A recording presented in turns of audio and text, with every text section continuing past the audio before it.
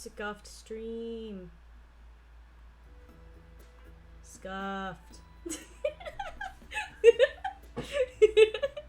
Well, now that my mic audio is working, let's turn that down a little bit so I'm not blasting everybody's eardrums out. But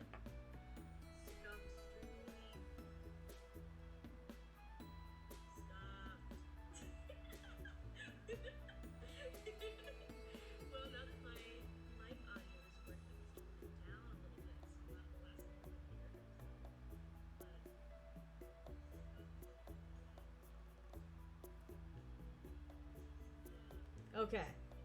I think I'm actually ready to start now. Oh my gosh, that was hectic as heck. Wow, I'm so fluently spoken. Hectic as heck. Alright, so now that I'm actually heard and actually live, hi. My name's Hush. This is my second time ever streaming. The first time was literally a year ago. So I'm not good at it. You'll have to bear with me a little bit because I'm still kind of learning. But this time I actually have a model, so that's pretty cool. I've got my little cat model. I set her up all by myself, and drew her all by myself. I'm a mediocre artist. But, yeah, so I'm just gonna go ahead and do some big chilling on Stardew Valley. We'll see if anybody hops on because I've never really streamed before, so don't expect to have much of an audience first thing off the bat. But yeah, so off I go. Just gonna play. I am playing Stardew Valley. Oopsies, didn't mean to kiss my husband again. Yeah, it's all right. Can't ever kiss your husband too many times, especially in a video game.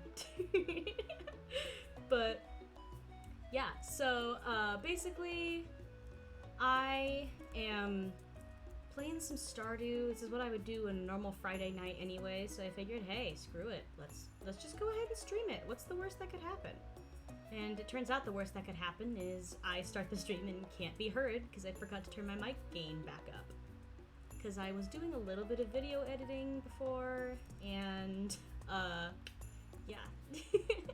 Apparently I had that turned all the way down and didn't notice until I started streaming and was checking my audio. So, yeah. As you can see, it's winter right now, unfortunately. I would have loved to show off my farm in a season that's a little bit prettier, but this is my farm. I've got the golden clock. This is my perfection farm, actually. I just today reached 100% perfection in Stardew Valley, which I'm very proud of. I've been obsessed with this game for way too long, and the fact that I didn't actually have perfection until now is kind of embarrassing. It only took me, what, 700 hours? But, yeah, I've got it now. That's what matters. And I, just have been kind of chilling. I really enjoy the game. It's really relaxing. Right now, my kind of goal is to do a couple of things. Even though I have reached perfection on this file, there are still some things I want to take care of. First of all being, I realized that I thought I had at least one of every available animal in the game that you can house in barns, but it turns out I was incorrect. I don't have golden chickens, and I'm honestly not 100% sure how you get them. I'll have to do a little bit of looking into that on stream today, but I would like to have golden chickens because, they look cute, and I have the blue ones, and now I want the yellow ones. So I'm going to focus today on, first of all, doing my normal everyday farm chores, making those a big bucks because I am a rich-ass farmer on Stardew. And I know it doesn't look like I'm super rich right now because I've only got 1 million, but trust me, I am pretty rich. I only am down to 1 million right now because I just literally today spent 10 mil on the golden clock. So I'm kind of down on the money right now. But yeah, so I'm gonna start things off by doing my animal chores, making my money, and then I'm going to move on to putting up a new coop and seeing if I can't get myself some of those golden chickens, those sweet golden ladies. And then I will probably work a little bit as well on, as much as I hate to say it, the rest of the achievements for the game, because on top of getting Stardew Perfection, a personal goal of mine is that I also would love to have full completion of the game, which is, if you are new to Stardew Valley, extremely difficult to do, because there's this lovely, lovely mini game called Journey of the Prairie King. When I say lovely, I mean that ironically. It's literally the worst. I absolutely despise that mini game because I suck at it. And I really don't want to play it at all. But in order to get 100% completion on Stardew Valley, you do have to beat Journey of the Prairie King, and you have to beat it while taking no damage. So in that sense, I'm kind of screwed, because no way will I ever be able to beat Prairie King with taking no damage. I don't even think if I practiced every day for an hour, or even like 3 hours, I'd be able to beat that with no damage.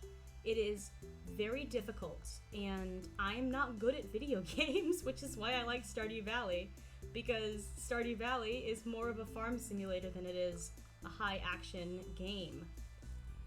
And so that's just kind of my vibe with that.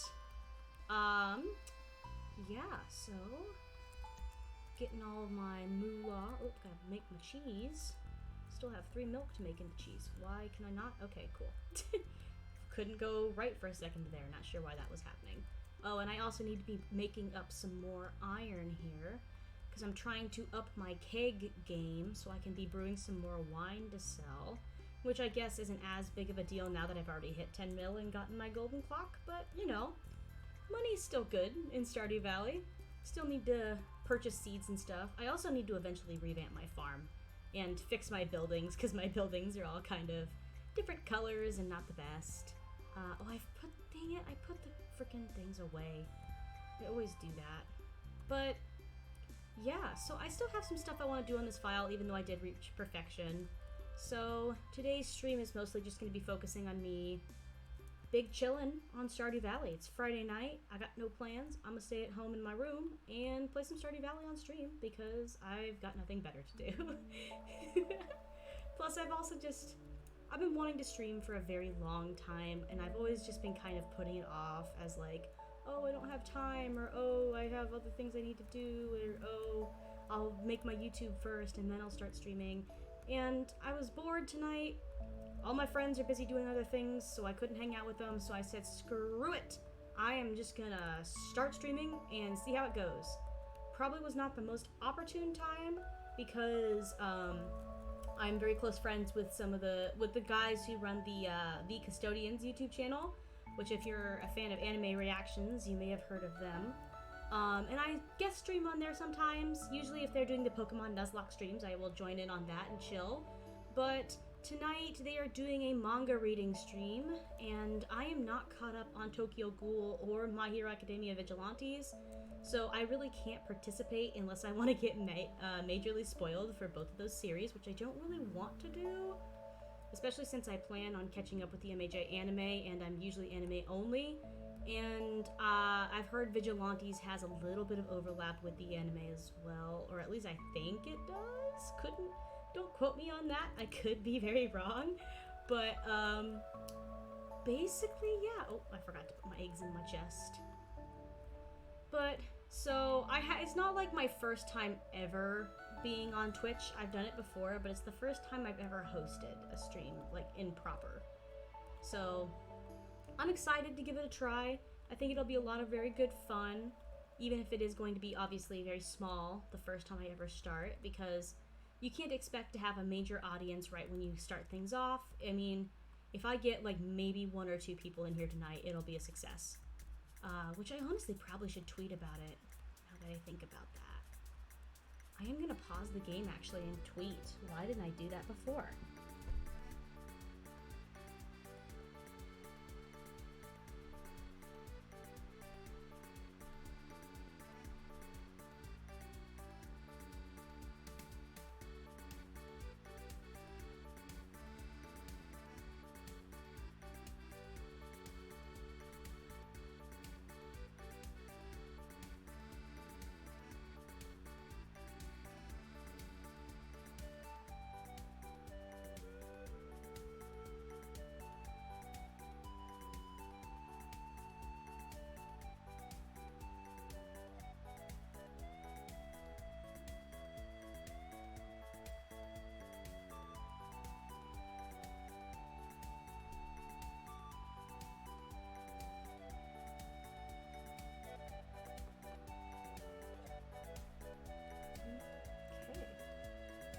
official. I am tweeting. I'm being a professional streamer. I'm tweeting to tell people to come watch the stream. I don't have really any other social medias to update. Oh, I guess I could put it on my Instagram story. Screw it. I'll have to reply to my DM first because I'll be a jerk if I don't reply to my DM before tweeting about a stream. So, I'm gonna go ahead and do that real quick. Do I have anybody in here? I don't think I do. I don't, so I'll be fine.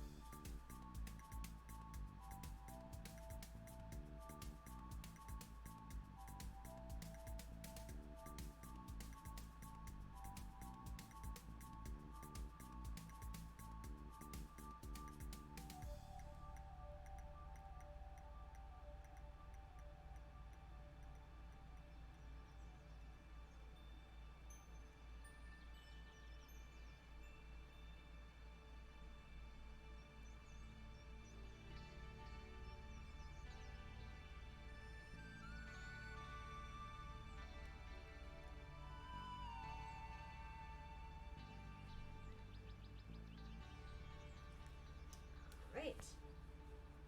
Message replied to. Time to post on Instagram.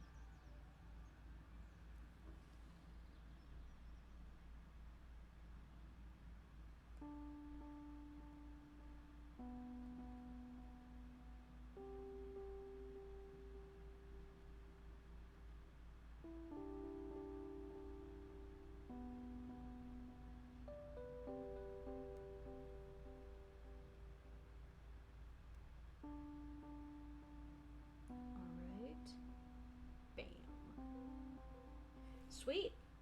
I am currently ready to go. Just tweeted about my stream starting and posted on my Instagram story. We probably won't get any traction from either of those places, but screw it. Screw it. What's the worst that could happen? What's the worst that could happen? All right, so now down to business. So, got my crops to harvest here, because, you know, sorry folks, sorry they're gonna be boring, but I put off my farm chores on this file for 3 days, as you can tell by my fruit trees. So I have to do all my farm chores today. To pick all my fruits. Oh, my inventory's full? What? That's garbage. Even with the inventory being expanded, it's so small. I wish I could carry more items, and that's just partly because a little fun factoid about me in video games is I'm a video game hoarder.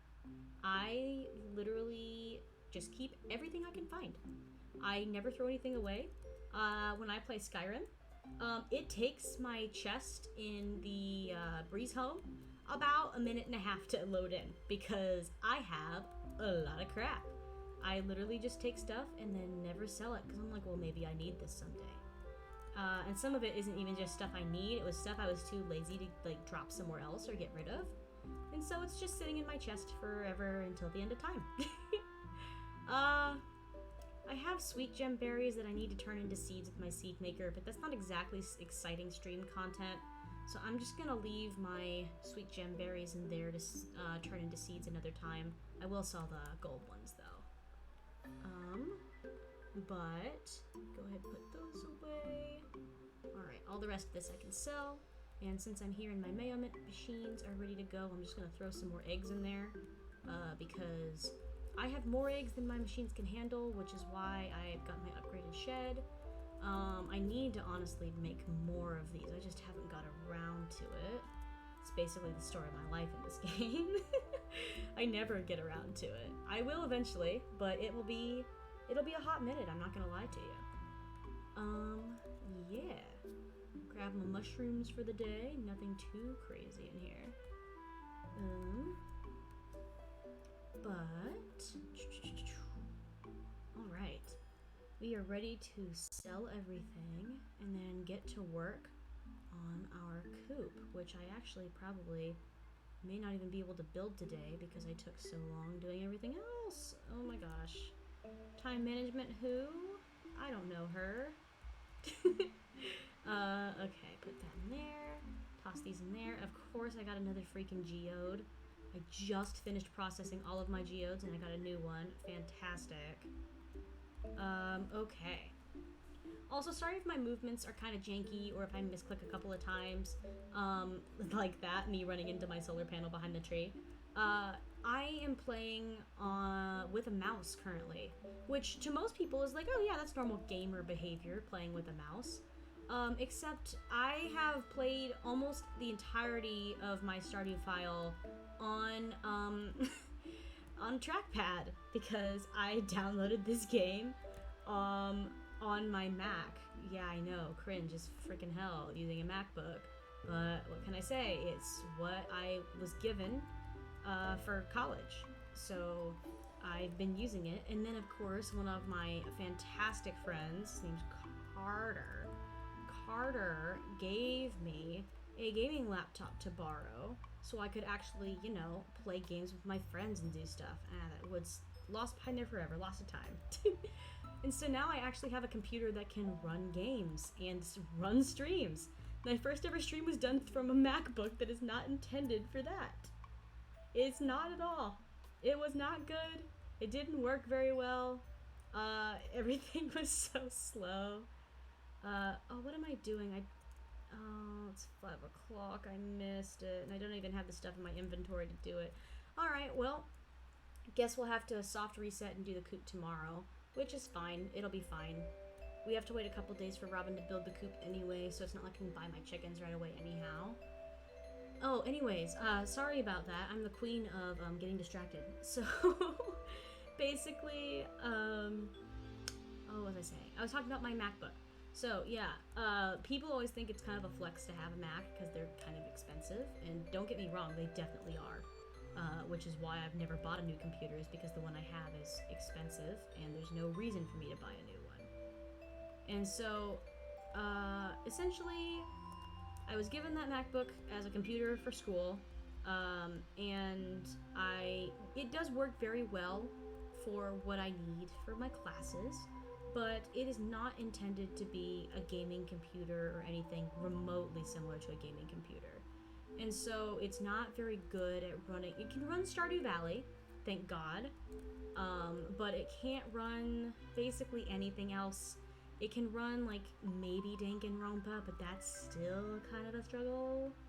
And so basically having this laptop is a complete godsend, but it has led to a bit of a learning curve with my gaming because I now have a Bluetooth mouse that I use to play, so I can actually use a mouse and not a trackpad, and I take some adjustment, especially since the majority of the time I play Stardew Valley, I am playing it on my MacBook. Usually, don't take my advice, kids, but usually during class, I'm playing on my MacBook instead of taking notes, depending on the class it is.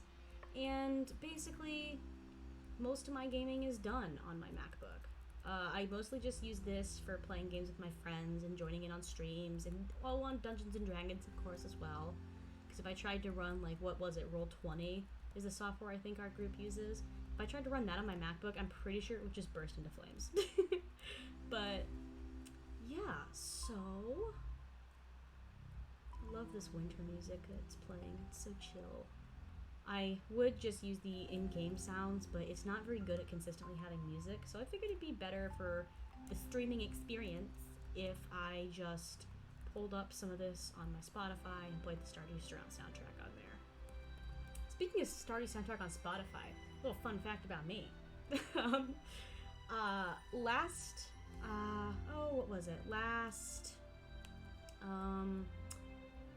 oh, in December, when they released the Spotify Wrapped stuff, my top artist of the year was Concerned Ape with Stardew Valley.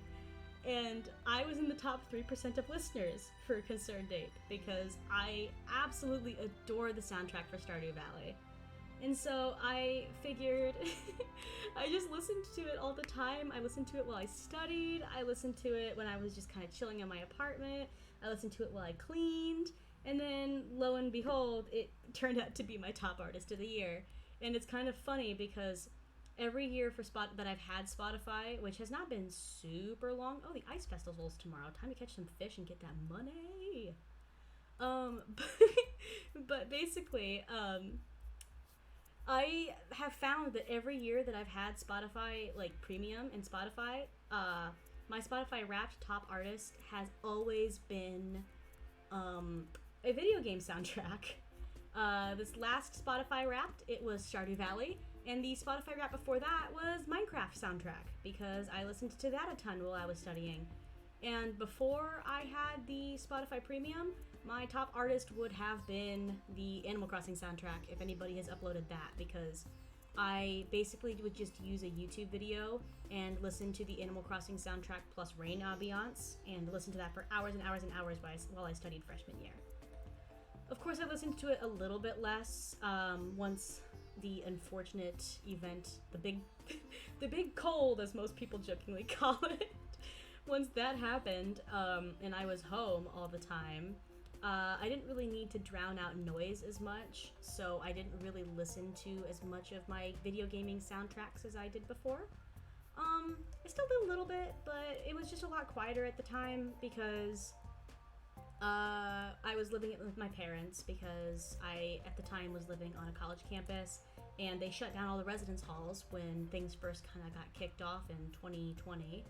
I believe that was when things, yeah, because it started right before spring break, was when I started to notice the effects of it. And basically, I got kicked out of my residence hall because they weren't housing anybody on campus unless you had extenuating circumstances, like as if you were a exchange student or were from another country and were living there and have a visa here for education. Everybody else was kind of like they say requested, but basically forced to go home. And I had to go home and live with my parents, which was not a big deal, but I do definitely like my independence because I love my family, but we don't have a ton in common. I'm kind of the black sheep of the family. But I had to live at home with them for a while, and while I was living there, my dad was still working, because I'm not going to say exactly what career he has because it's nobody's business, but he was still working and was basically full-time during the day, and my mom had a job where she could work from home, and she converted my older brother, no longer lived with us at the time, he had his own place. And so they converted his old room into like a semi-office for my mom. Oh, I'm using the wrong eggs. What am I doing? This is what I get for having a conversation. But basically, they converted the old room into an office for my mother, and that's where she did all of her work stuff. And so I basically just had free roam of the rest of the house to myself. So it was pretty quiet. I didn't listen to a whole lot of gaming soundtracks during that time. But, yeah, I mean, it was something. It's kind of ironic. I had never played Animal Crossing, but I used to listen to the music all the time. And then when the quote-unquote big cold hit, and Animal Crossing New Horizons came out, I said, screw it. I am going to have an Animal Crossing experience. And so I purchased it. And I put in unhealthy hours during that quarantine because, oh my gosh, that game is so fun. I recently have started redoing my whole island because it's so ugly. I did not do a good job the first time, so I'm currently revamping the whole thing. But it was really fun. I love that game. I need to play it more often. It's just really difficult with me being in school right now. I barely really get a whole lot of time to do other things, which is kind of why it's nice to start doing stream like this, because I don't get a whole lot of time to do kind of stuff like this. And over the summer it will be better, because even though, oh, why did I put that away? I need that. Over the summer I'll still be working a full-time job because I can't afford not to. But and I'll still be doing like an online class because I need them credits to graduate.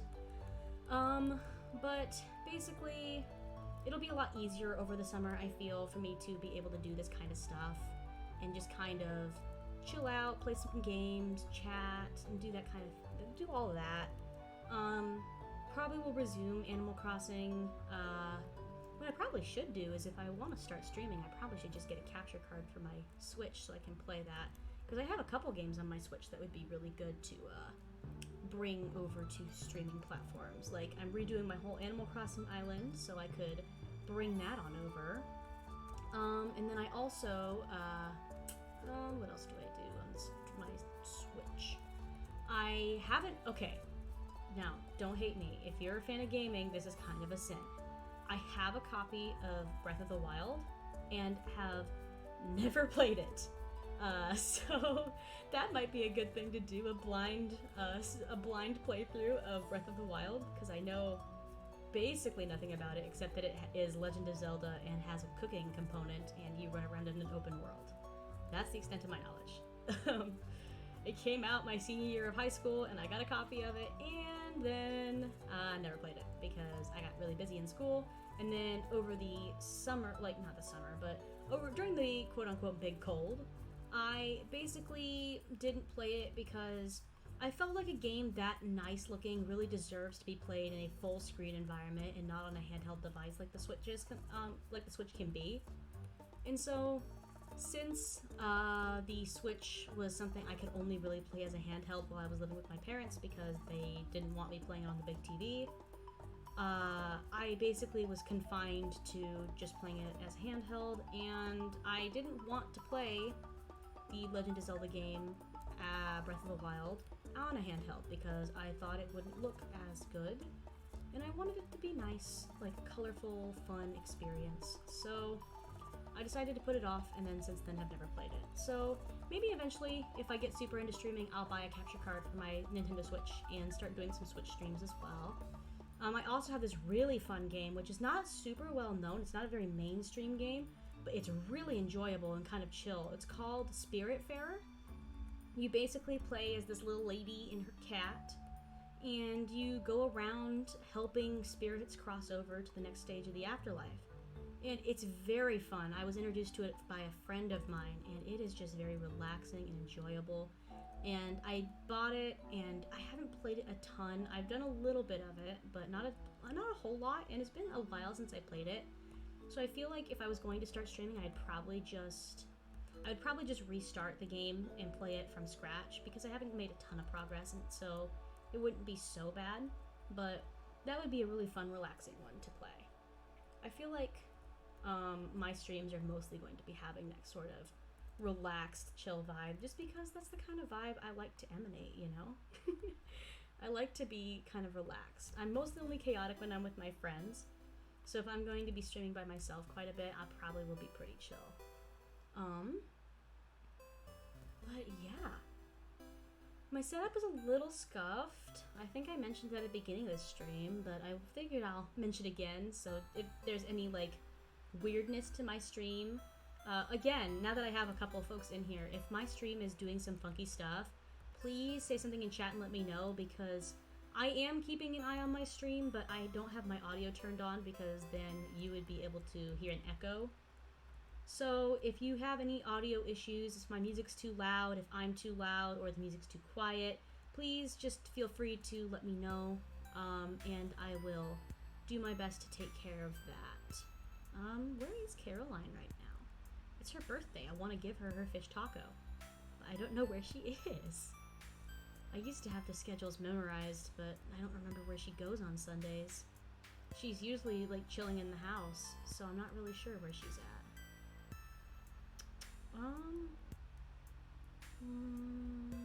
Not sure.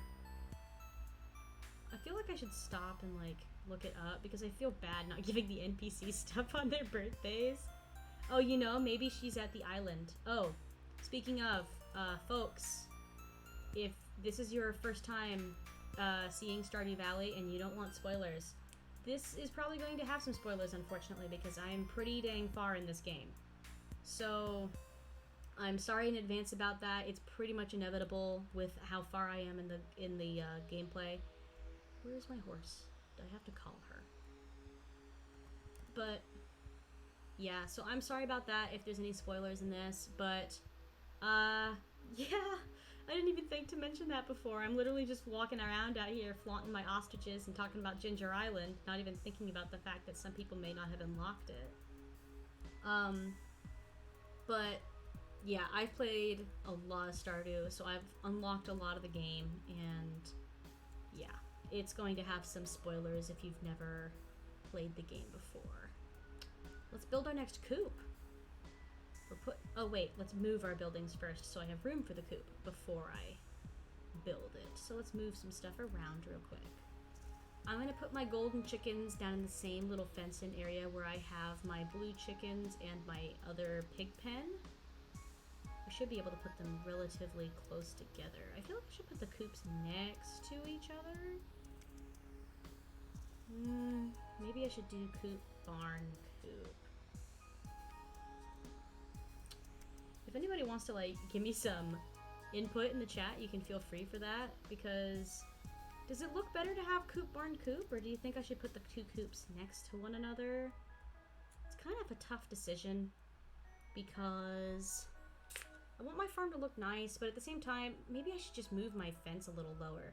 Because my main concern is that the entrance to my little fenced-in area with my coop and barn is right up at the top, which has worked fine thus far when it's only these two buildings in here. But I almost feel like it would look nicer if I did like the barn here and then the coop here to have some more space between. But the problem is if I put that there, I can't use this fence anymore. I'll have to move it down further. So, I don't know. I'll give folks in chat a minute if they want to contribute, and if nobody says anything, I will just go ahead and do what I feel is best. I'm not seeing a whole lot of comments right at the moment, which is fine. People can kind of lurk if they want to. There's no shame in that. I lurk in streams constantly. So, I think what I'm going to do is I'm going to put my barn there, and I'll put the coop on the other side of it. And I'm just going to move my fence, because I think that will look better. So, alright, let's put this new coop in, right down here. And this is going to be my golden chicken coop. This is where... Oh wait, I didn't want to paint a building, I want to put a coop up. Build. There we go. Basically, this is going to be my new golden chicken coop. We're going to have us some golden chickens. And it's going to be great. I love having my blue chickens, so it'll be really fun to have a new color of chicken. And like I said, I'm gonna need to do a little bit of research into how exactly you get the golden chickens, because I'm not 100% sure how that works, if I'm honest. Oh, you know what? I bet that, again, spoiler alerts, folks. I wonder if maybe Caroline was in the community center when I was looking for her earlier. Because Caroline likes to come and vibe here. I don't know exactly which room, though. I don't come in the community center a whole lot now that I've got it fully restored, just because there's not a whole lot for me to do in here other than look for NPCs. No, she's not in here. Well, let's try the general store again and see if maybe she moved locations. If not, she's probably at the beach, which honestly, if you're gonna have a birthday, spend it at the island. It's such a birthday vibe, honestly. I'm not much of a beach person myself because they're hot and sand, neither of which are things I like.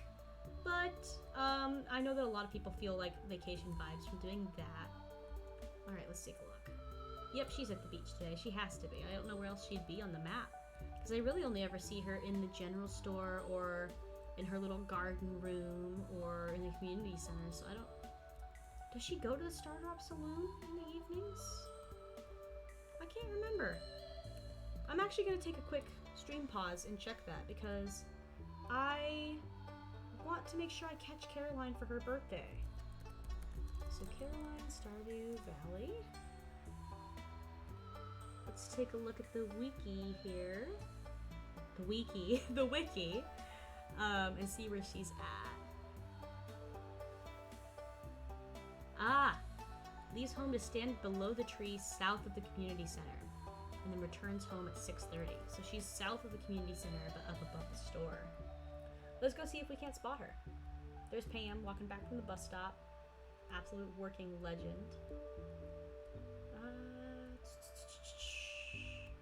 I do not see her at the tree. Maybe she is at the island. What? I don't know what time the island folks come home, though, is the thing. Well, there's Willie. So I'm assuming that anybody who was at the island would probably have been home by now. It's almost 6:30 though, so she'll be heading home soon. Dang, I'm striking out today when it comes to Caroline. What the heck? Why do I have a crab pot just sitting right there? I have no idea.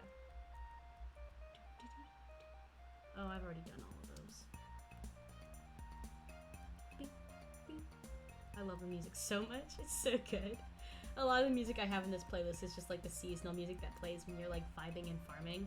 I didn't play like the full playlist because then you kind of get the themes of the characters mixed in there, as well as like the Pelican Town theme, which I'm so sorry, Concerned Ape. I'm not the biggest fan of the Pelican Town theme.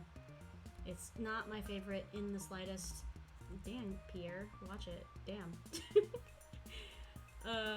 But yeah, so I'm just kind of vibing. Where the heck is Caroline? Where is she? Where is she? Oh my gosh, like where the heck is she at? I can't find her. Says 6:30 p.m. returns home to stand in her bedroom, and she has not done so. Where the hecky dizzle is Caroline? Caroline, just freaking come home so I can give you a dang taco. God. Oh my gosh, custodians, hi.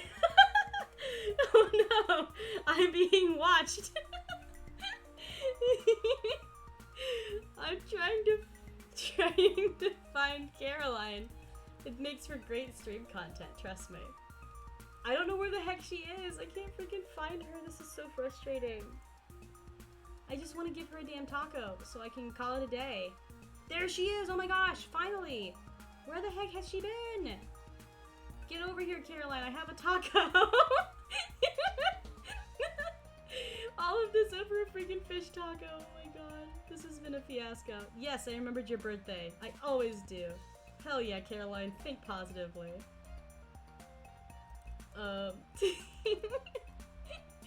But yeah. Sweet. Well, that was a productive day of chasing an NPC around. So now I am going to. Oh, hello, husbando. Walking home from probably the bar.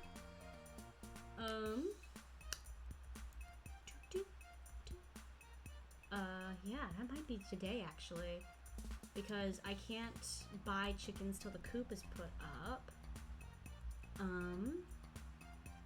Yeah, I'm gonna call that a day right there. Go ahead and hit the next day running. Get that sweet, sweet money. Oh crap! I haven't been checking my island! Oh no! I'm losing money! Frick! I got so distracted with stream that I completely forgot that I have to check Ginger Island to get my money for the day. Oh no. Gonna visit the family, okay. You know, now that I see that custodians thing in chat, I wonder if he finished reading manga. Maybe I could hop on Discord and join him. Okay, we're in streamer mode. I'll just hop in Discord and see if anybody wants to join. We'll see how that goes. We'll see if anybody hops in and joins me while I just sit and chat.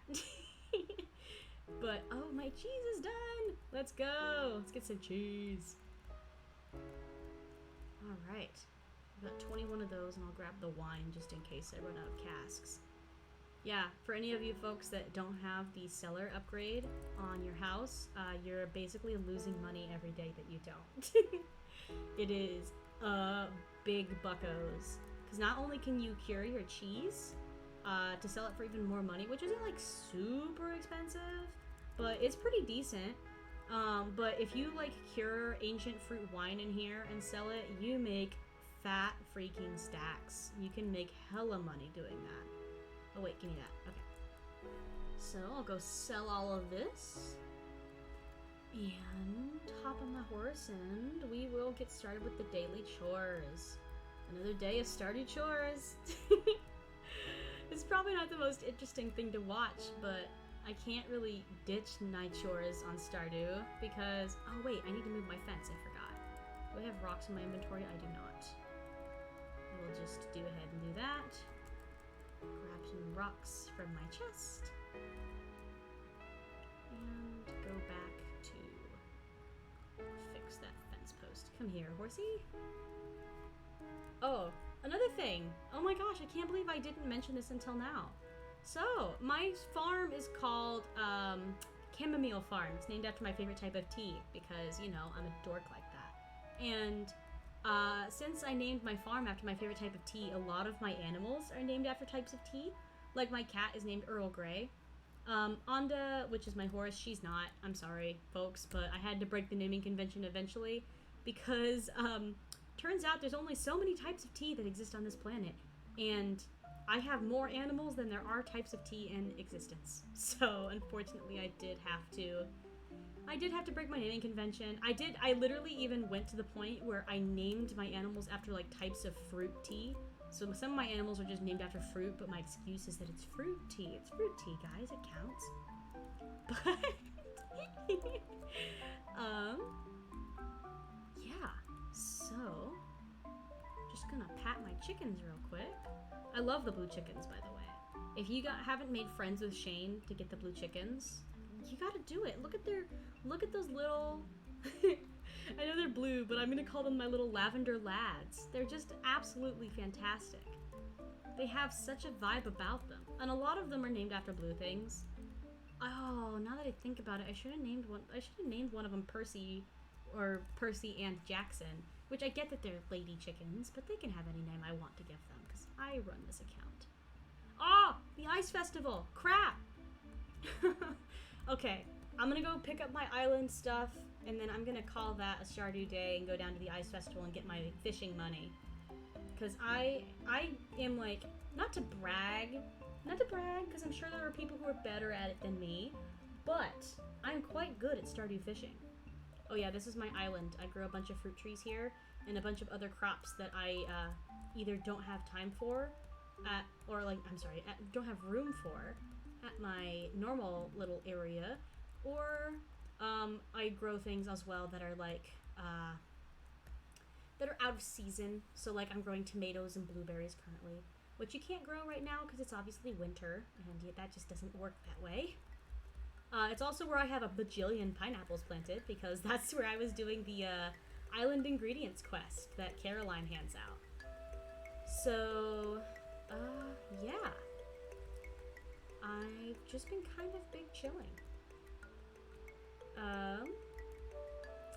Get my stuff picked. My gosh, there's so many crops to pick.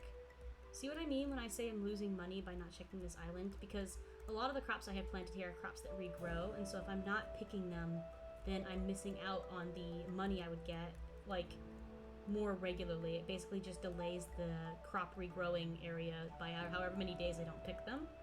So I'm losing money by not coming to the island to get those. And I can't believe I completely forgot that I planted this island. Since I have the festival to get to, I'm not going to mess with the crab pots. I have a whole river full of crab pots that are set up where I go and harvest everything and sell it, even the trash. Even though I don't make money off the trash, I just sell everything I get from the crab pots. But, excuse me, I don't want to mess with that right now because I have a festival to get to. And I have to flex my fishing skills on stream. So, let's do some fishing! Ah, Leah has her art sculptures. Hi. I love you. She's an artist, and I love that for her. I didn't marry her, but give me a couple playthroughs. I'll be getting there. What do you have for me here? Nothing super interesting, honestly. Probably won't buy anything. Because a lot of that stuff I've already got. I've already got all the rare crows, if you couldn't tell by my collection by the coop. I'm not going to walk around and talk to all the NPCs because I've already done that before. And I don't want to spoil everything for folks who've never played this game. Plus, it probably wouldn't be the most entertaining thing for me to literally just walk around and try to come up with voices for every NPC in the game. Because my god, I'm not good at voices normally, but doing voices for that at many NPCs by myself would be kind of ridiculous. But yeah. Alright, catch as many fish as possible.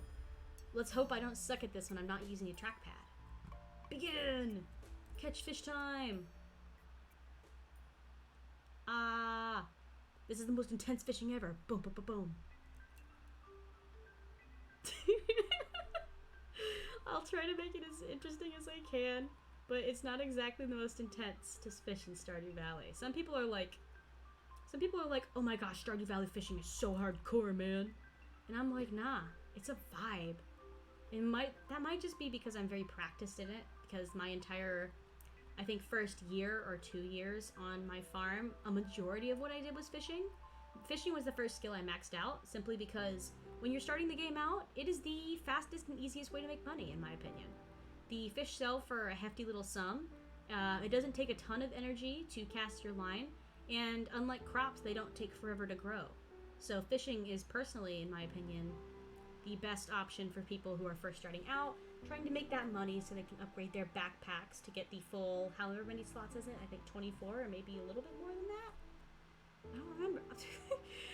They're really flopping on my Stardew knowledge. Actually, it is more than 24. It's like 36 slots because you start with your first hotbar, which is 12, and then you upgrade to 24, and then you upgrade to 36. Quick maths. But yeah, see, check this out. Absolute unit. Best Stardew fisher on the freaking planet, folks. I am destroying this contest. I'm gonna make all those freaking monies from Stardew Mayor Lewis. Oh dear. Not exactly the most intense fishing, is it? I love how some of the NPCs that are on screen just kind of like walk around aimlessly during the contest, as if they aren't standing 4 feet away and can absolutely see everything that's going on without needing to move. Alright, 10 seconds to see if I can get one more fish. It's not gonna happen, but I'm gonna try. Because I'm pretty sure if I can hook one more before the time runs out, I'll be able to catch it. Nope, time's up. Dang it. Oh well, the 6 should be enough to win, I think. I can't remember exactly how many fish you have to catch, but that's about on par with what I ordinarily would get. So, wow, that's a lot of fish. Thank you, Lewis. Ugh, I'm such a baby, doesn't like the smell of fish. Get over it. Now for the winner of this year's ice fishing competition. Just say my name. Just say it. We already know who it is. Just say who it is. We know. You know who it is. Hush with a big 6 slimy fish. Yes, 6 big slimy fish. Ha! I can read. It's fine. Here's your prize. 2,000 gold. That's chump change, bro. Chump change. But I still won, so I'm psyched. I'm pumped. Absolute freaking, absolutely extraordinary. Can't believe I won, even though I win every year. It's year 8, and I've never lost that competition. The egg competition, yeah, I lost that one once or twice, but I have never lost the fishing one. I'm a just call me Big Fisher. Alright, well, it's 10 p.m. I'm not going to bother doing farm chores today. I'm going to sleep. Oh, no. No! No! No! No! No! Don't turn my slimes into black slimes. Why are you doing this to me? What the freaking hell? No! I literally have the statue up so that doesn't happen. Why is this...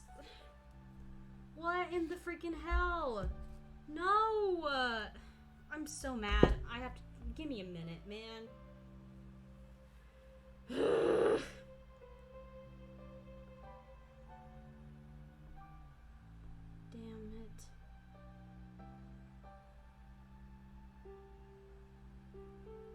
it. I am so frustrated. I am so frustrated. I am so frustrated.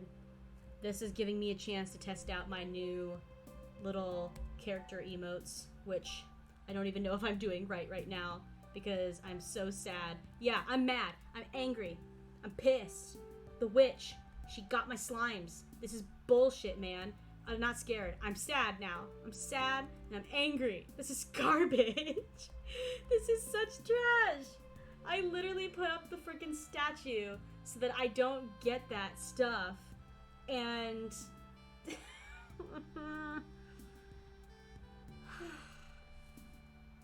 oh, I'm just wasting time right now. Okay. Okay. Oh no, I grabbed my rug. I didn't mean to do that.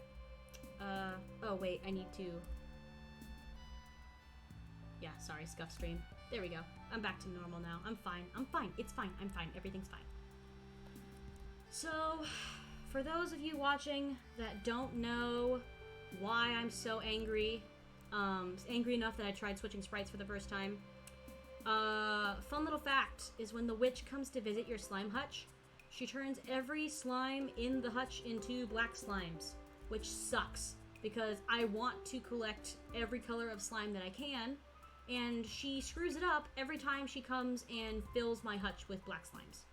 And that is the second or third time I've had that happen. And I know what you're thinking. You're probably thinking, oh, where is it? Where is it? Where's the statue at? This. Everybody's like, oh, make the wicked statue. That should, if you put it by your slime hutch, she won't turn your slimes black. Well, guess what? I've got it sitting outside my door, and it still has happened 3 times. Sorry that I'm bringing this energy to the stream right now. I know I said in the title that I was going to be big chilling, but I am currently so angry. I had such a good slime collection too, and I didn't even get to show the stream because I forgot. At least I still have some slime eggs, but still, man. Why has this gotta happen this way? I just want my slimes to be lots of different colors. I want slime diversity. There needs to be diversity in the genes. If they're all the same, then they'll die because they'll basically just have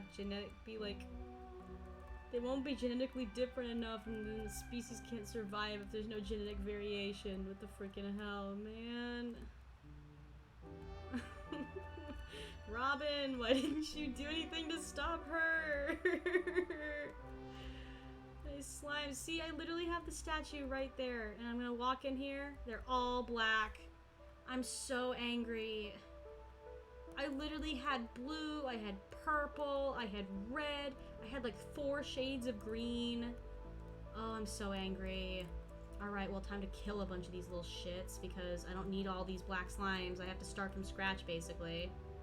I'll leave 2 males and 1 female. Alright. Incubate some slime eggs, I guess. At least, like I said, at least I've got some slime eggs still, so it's not the complete end of the world. But man, is that frustrating. I've been trying to collect so many different kinds of slime. As a matter of fact, I'm actually just going to go ahead and kill him as well. Alright, well, guess we have to start from scratch in the slime hutch. I'll go sell all the crap I got from the slimes at least.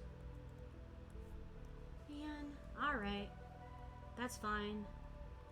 I'll get over it. It sucks, but what are you gonna do? It's not like I can stop them. I need to double check that wicked statue and make sure that I'm like not just putting it out of range or something, because it's very possible that that's the case.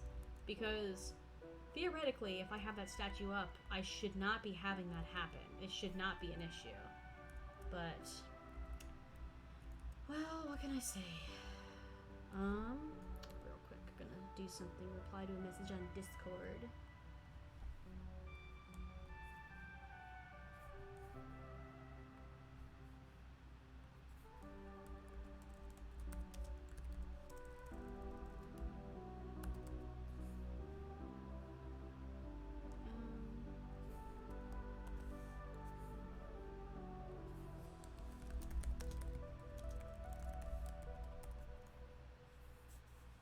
Yeah. Hello? Hi, I recognize that username, I'm pretty sure. What's up?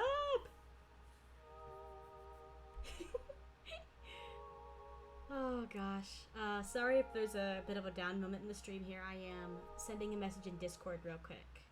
Oh, didn't mean to pause my music there. So...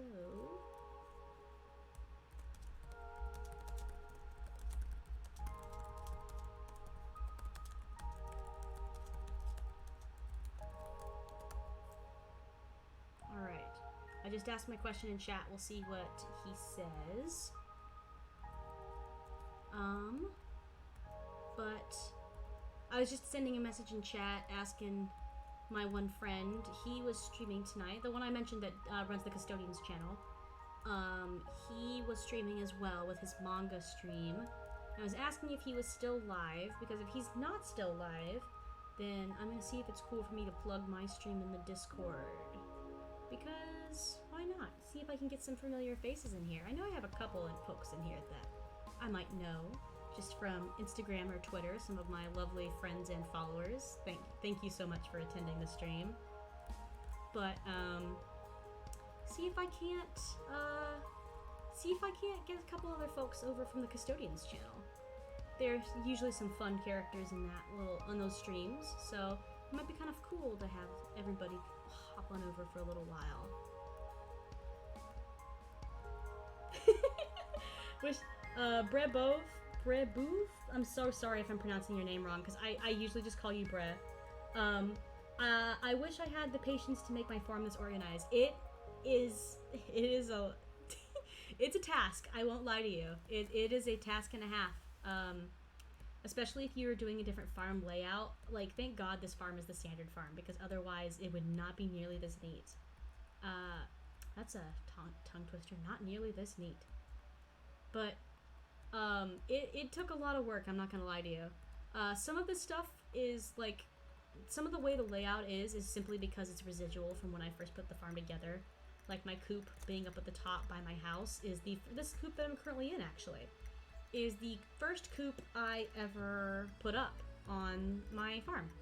And the reason it's up here at the top is because when I first started the farm, I didn't have the whole area cleared out, and so I put my coop where it was easily accessible without me having to chop down too many trees.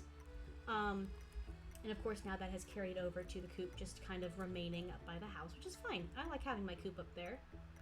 It gives my coops a nice spread. I've got them kind of all over the place. But yeah, it's mostly just a lot of me building off of what was originally there already. I had the coop that was there originally, and so that started out right in the same spot that is now. The farm I have, where you can kind of see my sprinklers set up currently, and I know they're not iridium sprinklers, don't come for me, I just don't have the patience to upgrade them. But I have had that farm in that same spot the entire time I've been playing this file. The only changes I've made to that farm is that I've made it slightly bigger as my needs for crops increased. So, it should be surprising to no one that it's kind of in an awkward spot, and so are all of my silos. Those were, once again, just kind of added as I went along and my farm expanded. But, really the only, like, planning I did as far as layout goes is actually with my, on the left-hand side of my farm where my barns and coops are. I planned that out, and I also planned out my, layout for the fish farms because I wanted that to look, oh, these are the wrong ones. I want those. I wanted my fish farms to be rather well organized, and so I did plan out where I wanted those three to go. I originally did start with sturgeon, so you could make caviar, because I thought that was kind of a fun thing. But lava eel roe is really where the money is. So I kind of have swapped over to that rather recently, actually. But yeah, it's basically, some of it was planned, but a lot of my farm organization has literally just been completely coincidental. A lot of it is just, I started with some of the stuff in those spots, and the spots just haven't changed because I'm a creature of habit, and I didn't really move stuff around once my farm got bigger. I just expanded off of what I already had. And as far as the stone pathways go, that was just a project I did one time when I was kind of bored and didn't have anything else to do. I was like, you know, I want my paths to look nice.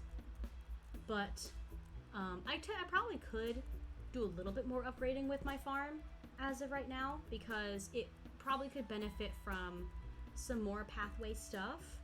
But I've always liked the more natural look of the Stardew farms without all of the, every tile of the farm ground being paved. I did put, paving on my most recent, quote-unquote, paths most traveled, which doesn't really count when you're playing a game because you kind of go wherever you want. But basically, I kind of laid out I just kind of laid out the paths in a way that I thought made sense with where my character would ordinarily travel, and kind of just went from there. And I just did a little bit of variation leading to my cave with the stone that was slightly less formal, just because I feel like that's more of a cave vibe, you know? Alright, let's see if I got a reply to that DM I sent on Discord. I have not. Let me just try checking if they're still streaming, because I mean, I'm friends with them on Twitch, so I should be able to see if they're streaming. He is, so I'm not going to, since he is still streaming, I am not going to plug anything in the Discord. Yeah. As a matter of fact, actually, I should probably... Yeah. I'm going to stay in the same voice channel I'm in. Maybe actually I'll move up... Nah, I'll stay where I'm at. But... Yeah, he's still streaming, so I'm not going to plug this in the Discord, because I do not want to draw traffic away from his streams. I'm a very big supporter of the Custodian streams. I love their channel, and I participate on their stream. I usually am the one participating on their streams whenever I can. It's just, when it is a manga stream, I don't have as much of an opportunity to do that, because I'm not caught up with the mangas they're reading, and I don't want to spoil stuff for myself. But, yeah. So, just going to be doing some more of my ordinary farm chores here. It's Tuesday the 9th, so Robin's probably going to be working on that coop for one more day, I think. And then when she's done with that, I will be getting my golden chickens, hopefully. It will probably be a kind of tedious thing to try and do, because I don't know exactly how the golden chickens work, but my assumption is that the way you get the golden chickens is very similar to how you get the blue chickens, where after you reach a certain friendship value with Shane, every time you buy a chicken, it's a randomized % chance that you're going to get a blue chicken from Marnie. I'm assuming that the gold chickens probably work the exact same way, except the chance is probably a lot smaller. So I'll probably just be going in and exiting in and out of the animal purchasing menu, trying to get different kinds of chickens. But hey, we'll still make a stream of it. It'll be fine. All right, let's sell all my junk. All right, time to go. Oh wait, I want to put this in the chest. You know what? It's winter. There's not a whole lot for me to do. After I finish collecting my stuff from the island, I'll go ahead and I'll go to the Skull Caverns. If you folks, like I said, there's going to be some spoilers for Stardew Valley in this stream, but essentially, once you reach a certain point in the game, and you have beaten the mines quest, which is get down to the 100th floor of the mines that are up by the Adventurers Guild, let me add in a little addendum there. So if you have gotten to floor 100 of the mines and you have unlocked the Calico Desert, then you have access to the Skull Mines, which is basically the mines on hard mode. Your progress on your floors is not saved, and the enemies are much harder to fight, but the loot's a lot better. So what I probably will end up doing is I'm going to finish getting all of my money from my farm chores, and then I'm going to go play the Skull Mines a little bit. I'm kind of like overpowered in this game, to be entirely honest. I have really good equipment because I've been playing for a long time, and I do a lot of mines grinding. I have beaten both of the mines quests, which, I mean, I guess that kind of goes without saying, because like I said earlier, I've reached perfection in the game, and so in order to do that, I'm fairly certain you do have to have the mines fully completed. But basically, I've played them a lot. I think they're a lot of fun, and I really enjoy playing the Skull Mines.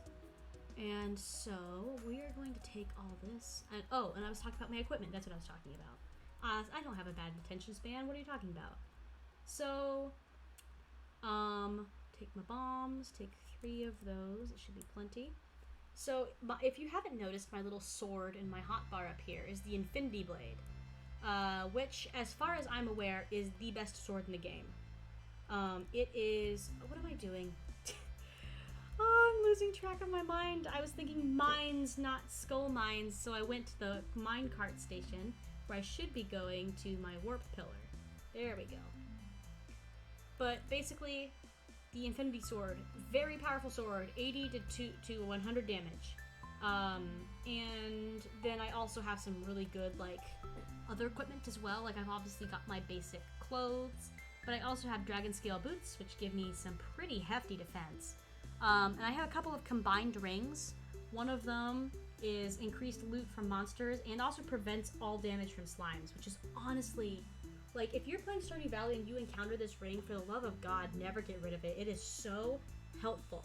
Because slimes are very annoying, especially, like I said, spoilers for Stardew, but especially in, like, Mr. Key's dungeon, when you are able to transfer the mines in normal Stardew to hard mode, and you fight all the slimes that have the little sunglasses, those little bitches are annoying.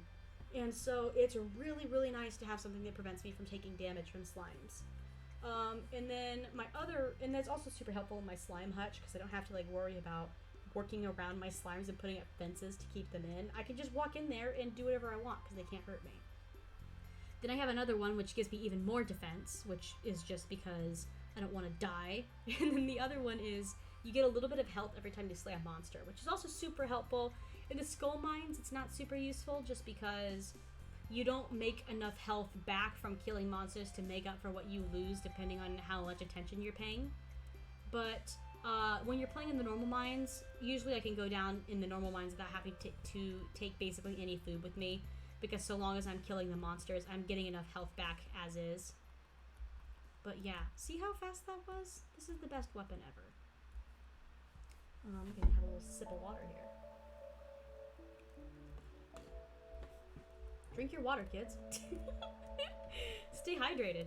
Hydrate or dihydrate, is what they say. It's what all the kids are saying these days, you know? I say that as if I'm not, what, 21 years old? Oh, I'm basically 80 at this point, let's be real. All my friends and family call me an 80-year-old. I crochet, I cook, I have a bird feeder where I watch my birds. I am an 80-year-old woman at heart. And you know what? Sometimes that's okay. I have chill vibes because of that.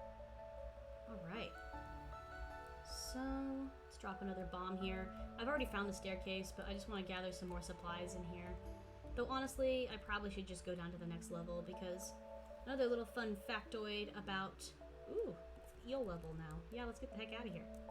Oh, that's a lot of mummies. Another little fun factoid for you is, if you, words, what was I about to say? It was a fun fact about Stardew Valley. I'm full of those, so it's hard to keep track. But basically, oh, I know what I was saying. As you go further down in the skull mines, the loot gets better. So, I'm not just gonna stick around on the upper floors. I do want to eventually start to get a little bit lower. I mean, I'm not, like, super grinding for loot right now, just because I do have plenty of, like, money, and so I'm not, like, super hard out for cash and need to grind to get all this stuff. But it's nice to just do in the winter when you have all that free time anyway, because you can't farm crops. And like I said, I used to fish a ton in Stardew Valley before. I found that now that I have more money, I don't do it as often, just because, you know, I just don't really need the money from it. And I've already got the Master Angler achievement, which basically means I've caught every fish in the game at least one time. And once you do that, I mean, there's really no point in fishing other than for the money. And as far as getting money goes, I find that doing my farm chores and my mine crawls are a little bit more involved, and so a little bit more interesting for me to do. I do still really love fishing in Stardew Valley, though. One of my friends, I think I mentioned him already, Carter, he and I were playing multiplayer Stardew Valley, I think it was yesterday or the day before, and we fished basically the entire 3 hours we played. It was fantastic, because we had to make the money, we needed money because it was a brand new multiplayer farm. That slime has a cake inside of it. Hello, give me your cake. Yeah. I always love when the slimes have stuff inside like that. I think it's so funny. You can't fish. Yeah. I can't fish for shiz. You know, I hear a lot of people say that. But for whatever reason, Stardew fishing has always just been really fun to me. I've always found it very enjoyable. And it's not nearly as relaxing as like Minecraft fishing. Minecraft fishing is really the kind of fishing you want to do if you're trying to chill out. But I think that Stardew fishing is very fun. The only time that I hated Stardew fishing was when I was doing the Master Angler achievement, and you have to catch all of the legendary fish. If you've never tried to catch a legendary fish in Stardew, oh my gosh, it is the worst. They are so hard to catch. It took me a million tries. I think the one that gave me the most trouble was actually, I think, the ice pip, I think it's called. It's the winter exclusive legendary fish where you have to stand at a very specific spot in order to get it. And I just hated that thing. It was such an awful thing to try and catch. No. I'm kind of getting my ass handed to me. It's not great. I need to eat some cheese. Damn. Okay. Well, before I do that, I better eat some cheese. Because another little tip for y'all. Before you hop down mine shafts, make sure you're at decent health. Because if you fall more than 8 levels, you will take hella damage. Alright, we're getting a little bit lower. We're only at like level 15, but that's because I'm not really doing a super grind heavy portion in the mines here. You know, maybe the next day in Stardew, I'll just... Maybe instead of doing my farm tours, I'll come straight to the mines. Let's see. We'll see. It really depends on what the luck value is. Because, again, I know I keep sharing my fun facts like I'm some sort of Stardew guru. But I'm sharing these things because I found that a lot of my friends I play with don't know this. But one thing that is a pretty major value in the game is your luck value. When you're going to mines, it affects how often you find staircases, and it also affects what kind of loot you pick up. And the way you know what your luck is for each day, I'm pretty sure it's randomly generated, though there are a few days that have fixed luck values. But most of the time luck is randomly generated, and if you go to the TV that is in your house, you can use the what's it called? The fortune teller. Oh my gosh, it took me a minute there. You can watch the fortune teller channel, and it will tell you what kind of luck you have that day. And that is a very useful thing to have, because it tells you whether or not it's worth your time to try going to the mines or anything to get stuff. And like, obviously I didn't even bother checking right now just because I'm doing the mines as something fun for me to do on stream.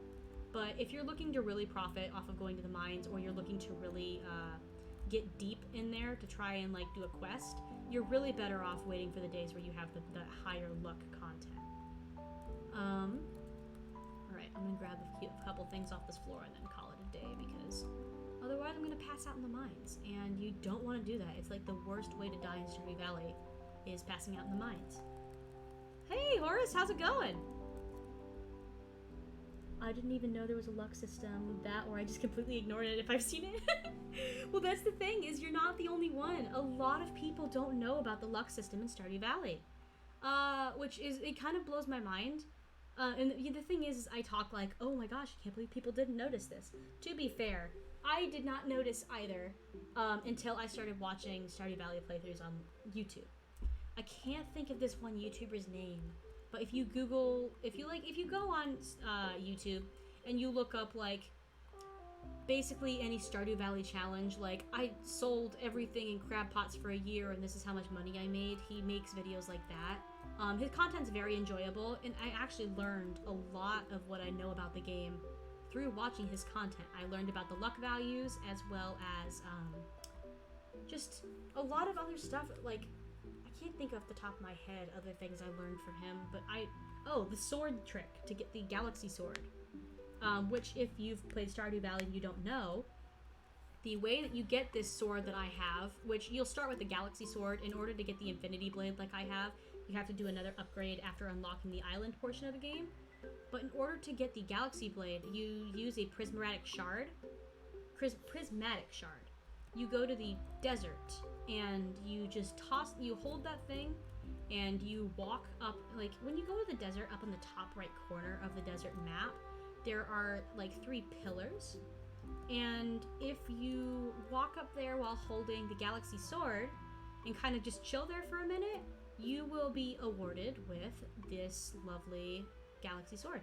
And did I say if you hold the galaxy sword? I meant if you my train of thought, man. I meant to say that if you hold the prismatic shard and you walk up between those 3 pillars while holding it in your hands so that it's visible on screen, you are given the galaxy sword. And the galaxy sword is a very, very good weapon. It is super OP if you get it early game, which you honestly can get it as early as you can find prismatic shards. And honestly, if you haven't got it already, I would really recommend you do, because it's absolutely worth it. Because prismatic shards sell for a lot of money, but the sword's worth way more than whatever you're going to sell that shard for. It makes life so much easier when trying to do mine quests. And don't get me wrong, I did staircase skip quite a bit in the mines. I just can't. It was really difficult when I first started because I wasn't super strong, and I just take too long is my main issue. With the first mines, I got there completely naturally. I didn't use any staircases. The second mines, however, the skull mines, I staircased the hell out of those. What I ended up doing is I would make about 50 or so staircases with the stone I had, and then I would go to the mines. Oh, I was gonna check my luck value. I'd go to the mines, I'd get as far as I could, and then if I was close enough, I would just start dropping staircases. Okay, so I'm gonna show you guys the luck mechanic in this game. So when you go to your TV in the house, you can select a channel. You're gonna select your fortune teller channel. I see a glimmer within my scrying orb, a shard of knowledge from the future. The spirits are very happy today. They will do your best to shower everybody with good fortune. That phrase, in combination of the star drop symbol on the screen, means today is maximum luck. It is the best luck you can get on any day in the game. So, since it is a max luck day, I am going to the mines again. Do I have enough supplies to make... Yeah, I'm going to make some more of my big bombs, mega bombs, because those are so useful. Why am I going through that? I meant to go through this. Yeah. I'm going to make a bunch more of these. And then, what is my crafting recipe for the normal bombs? Iron, ore, and coal. I'm not going to make normal bombs because I really want to reserve that iron ore for making iron bars. I need those for making more kegs. Before I go to the mines, I am going to go find Sebastian and give him his birthday present, because Sebastian's one of my favorite characters in the game, and if I put the time into hunting down Caroline to give her a birthday present, I'll be damned if I don't hunt down Sebastian for a birthday present. Plus, now that I have that lovely little perk where I can, go into anybody's houses at any time of the day, and I am full friendship with everybody, so I can go into everybody's rooms anytime I want to. It makes giving people gifts a lot easier if I go first thing in the morning, because I know where they all are. They're all in their rooms, and I can just slap a gift in their face right away and then get on with the rest of my day. And Sebastian, I know, is still going to be in his room, probably still in bed. Yes, he is. Hello, Sebastian. I'm going to break into your house and give you a gift. Birthday! Sweet. Alright, now... here's what I am going to do. Let's head to the desert. I have my cheese, my bombs, my eel, which, the other reason I use spicy eel, I don't eat it as my main food source. I use goat cheese because it's a really easily replenishable source, and it's really good for energy and health. But I bring spicy eel with me because of the buffs it has. It has a +1 to luck, which, I have maximum luck already. That's really awesome. And it gives me a +1 to speed. Because when I'm in the mines, it is just, I can't walk slow. It drives me crazy. Why am I at Ginger Island? I was supposed to be in the desert. Oh my gosh, I get to chat in the stream and I completely forget what I'm doing. Okay, so we're in the desert for the day. We're gonna head up here to the mines. Ah, come on. There we go. Alright. So, as a matter of fact, before I go into the mines, I am actually going to real quick run and grab a drink, because I have drank all of my water, But stick around. I will be back in about 4 or 5-ish minutes after I grab my drink, and we'll get back to working on Stardew. So I'll be right back, folks.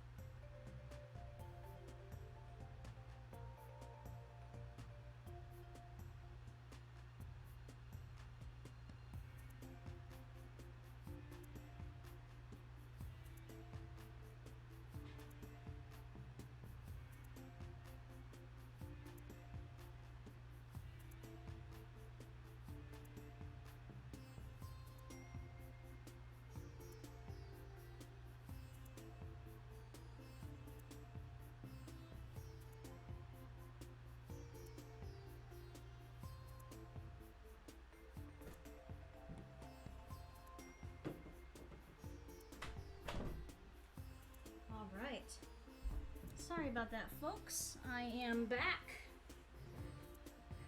It took me a little longer than anticipated because on top of grabbing a drink or two, I also went and put my hair up in a bun because my streaming room is hot. I probably should turn my AC on now that I think about it, but I just came back, so I'm not going to go back downstairs. But it's warm in my apartment right now because it's warm outside, and my streaming room doesn't have very good ventilation. And since I want my voice to be carrying properly, I'm not going to open my door, and I also can't turn my fan on because it makes too much background noise, so guess I'll deal. Cold drink definitely helps though. Oh my gosh, that's so much better. Alright, let's get to it. Mine time, boys. And ladies, I guess. I guess I shouldn't just call everybody boys. You know what? Nah, y'all are the boys. It's me and the boys, vibing. You can be a lady and still be one of the boys. That's what I always say, because all my friends are guys. Alright, let's get some going. You know, honestly, it probably would be better if I used some more intense music for this section. Here's some Mines music. Let's go! It's not super intense, but it's Mines music. Alright. It's still cold AF and snowy here. I can't imagine turning AC on right now. You know, honestly, it is just because of where I live. The weather here is so temperamental. It literally snowed 2 days ago, and then today it's been 70 degrees, and I've been dying. I haven't turned my AC on, which I honestly probably should, because I don't have to pay an air conditioning bill at my apartment, so I'm not losing money by having my AC on. I just don't think about it. because the rest of my apartment's really cool right now because I have all my windows open. But, yeah, it's fine. Alrighty. But, words. Yeah, it's very temperamental. We go from having snow to we had massive thunderstorms and tornadoes, and then now we're back to hot, and it's supposed to get cold again a little bit next week, which I won't be in town. I'm actually traveling here pretty soon, actually. I was thinking, oh, I'm gonna start doing like regular streams. And then I remembered that I'm literally going to be out of town next week. Won't be able to stream because I'll be on the road. I am traveling because I have an older sibling that is in graduate school, and I am going to their, like a special ceremony for their school. Not gonna say too much about it because it's kind of, yeah, it's not the internet's business what's going on in my life, but I'm gonna be driving to that, and it's a long ass drive too. It's 15 hours because my family is one of those families that's like, we don't need to fly. It's fine. We'll just drive 15 hours. But yeah, so I'm going to be out of town next week and won't be able to stream again, which is so sad. Maybe if I get free time, I'll be able to. No, I won't be able to stream Thursday night either because I'll be driving. Oh, and I won't be able to stream any earlier than that because, oh my gosh, I just remembered I have an exam next week. I don't want to do an exam. They're so awful. It's the worst because it's not just an exam, it is a chemistry exam. I'm in a college level chemistry course, and I have to take an exam next week on Wednesday. And then after taking my exam, so I have an hour in class, then I have an hour out of class for the exam. And then I have to drive 3 hours to meet my family so that we can then, the next day, drive 15 hours for the ceremony. So it is going to be a kind of busy week or so. Oh, and then of course, as soon as I come back from that, it's finals for school. So it is a very hectic time in my life currently. But you know, that's just how it be sometimes. Oh lord, anything past 8-9 hours I convinced my husband to fly. Honestly, that's the move. It's so bad. I don't fly very often, and like here's the thing. This is coming from somebody who hates flying. Bro, I love chem. Oh, you're crazy. I hate chemistry. It's like I love majoring in a sciences major, but my god, I hate chemistry. I'm just so bad at it. It doesn't mesh with my brain. And the other thing is that the university I'm at is pretty, like, it's a state university in the United States. And so it's pretty big. My class sizes are large. My chemistry class has 300 students in it. So it makes it really, like, don't get me wrong. I'm not against state schools at all. I obviously attend one and I like my state school. It is just, it can be very difficult in classes like chemistry to learn when you're in a classroom of 300 people because your professor can't give you that individualized time. My professor doesn't even know my freaking name, dude. I go to class every day. He don't know who the hell I am. And that's partly my fault for not making an effort, but I don't like chemistry, so I don't want to get to know my professor. But it makes things more difficult, and especially since, I think the biggest issue I have with chemistry, at least with my institution I'm at right now, is that the way that my professor teaches chemistry just does not mesh very well with my style of learning. My professor, why am I not eating my speed food? Why am I walking slow? My professor teaches all of our math on a projector screen. And he has the slides like written out beforehand and just shows us the math for all of our calculations. I cannot learn that way. I have to have everything written out in front of me in order to properly learn how to do math. So him doing that is a massive detriment to my education just because I can't think that way. I need them to work through the problems in front of me so I can see how they, like, how every step is put together and how you intuit the way those steps are put together. Because I like to think of myself as being a creative person, but not when it comes to sciences. For some reason, when it comes to the sciences, I lose every ounce of creativity I've ever had. God damn, I could imagine that. My classes were never bigger than 38. Chem class was 15 of us. That's the thing, is my high school was like that. My high school, my graduating class size in high school was 56 students. So I went to a very small United States high school. And so that was what I was used to before I came to my college. I was used to the smaller class sizes, and I actually chose a larger university because I wanted that big school experience. Because, I'm not gonna lie to you, I hated living in a small town, and I hated going to a small school. I was kind of an outsider in the community because, fun fact about small town in the United States, everybody's freaking related to everybody in small towns. Like, you cannot throw a rock in that school without hitting somebody's cousin. Which isn't necessarily a bad thing, because it means you're close with your family, and that's not such a bad thing to have.